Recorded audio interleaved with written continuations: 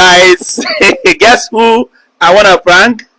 I am going to the tumult of Ken, Palace of Justice. Ebum this prank and hammer now gonna Senegal. Now can pull one leg. Palace of Justice. I want to know whether he leg this strong for Senegal or not. Are you ready, guys? Let's go to Senegal. Kai Polata, Palace of Justice.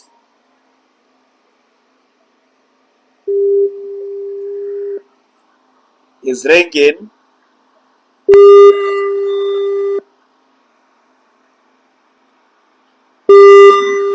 Let's take a many pick here.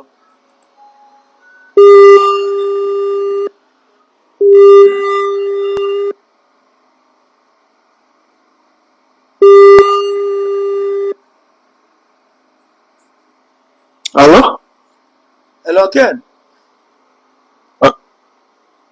Hello, Jay. Good evening. Nah, aga na akpọgo Udo? ihe dị very very important no ibu call abụrụ problem.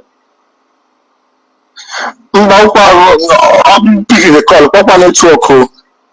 Oh, okay. Na onwe ihe dapụtara now. A sị ka mbụ igi uche. Yeah.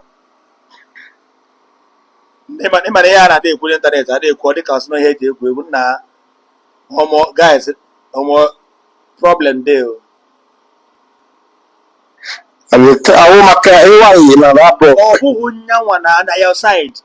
Ihe a jọsị ka mbụ igi uche ịmana etu agịta nọ na-agịta asị anọ m inside his house mụ nọ Nigeria ma no information. Ana weke information anọ dị wa ma anụ ya. Ka m gwa gị nke eziokwu na just ka ị mara ka ị yara ka ede.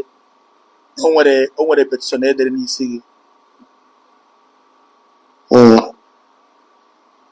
According to biko ịmana ihe a bụrụkwa ihe aba eme kịta je gbasasịma biko ka inwe ike save Mba.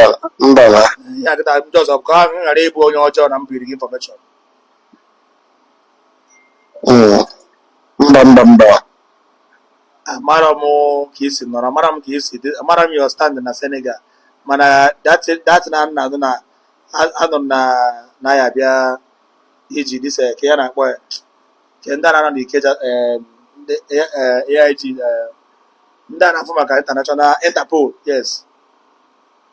Okay, Interpol. Yes.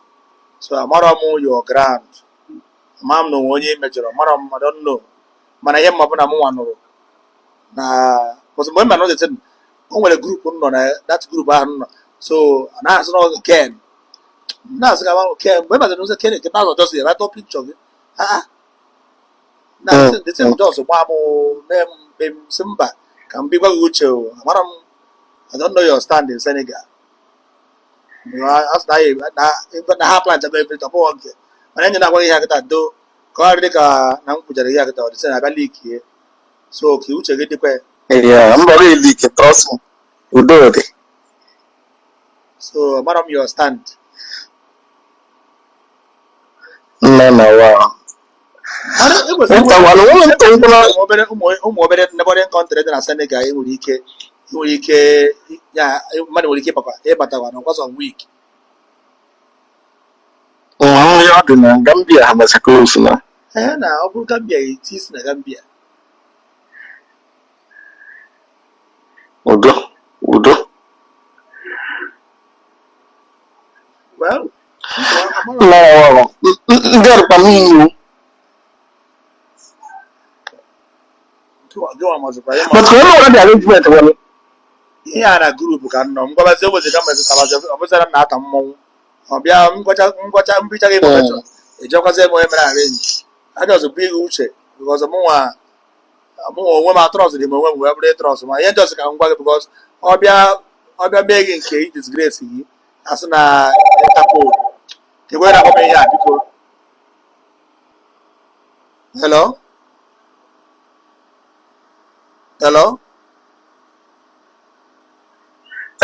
Can you hear me? Yes, na ọfụma. Call but our phone. So mbịanụ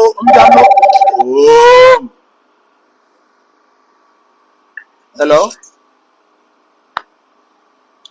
I'm not going to Jpac. So in the no thing I got a bia blanket, that's the whether the thing that's a messier, whereas a mamma. Oh, will he came mamma, na mama, man, within me, open and I'm a meet. So I can say I'm big good job. But how could at the arrangement here has no Wednesday, Thursday. Wednesday, Thursday, how I make a arrangement my flight in any event. Are you serious? Because I got to call I am and I change to go about. So,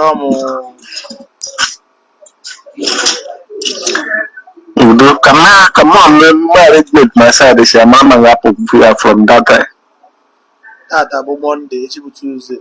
Just marry here within Tara tomorrow. Mm. Or because no, just so when friends in Nagambia tea, not 1 week, so that oh, yeah, I'm not mad information now. There's no job, no one or dollar.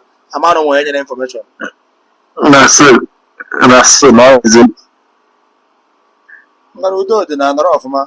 I'm gonna thank you very much. Okay.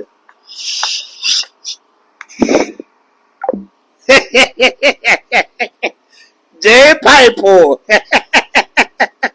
So, balance of justice in a people like this. So, if I had a boom, but a boom, in that case, go to see na Gambia. Oburu Gambia. Trajana will get in the way, boss, and I would bog. Cause go check Gambia. Also, so they are the serious like this.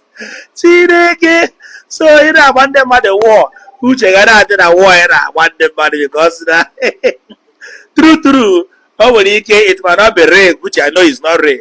But it sound and it looks like prophetic prank. Don't look like prophetic prank that will happen in future or that will happen or will happen or might happen.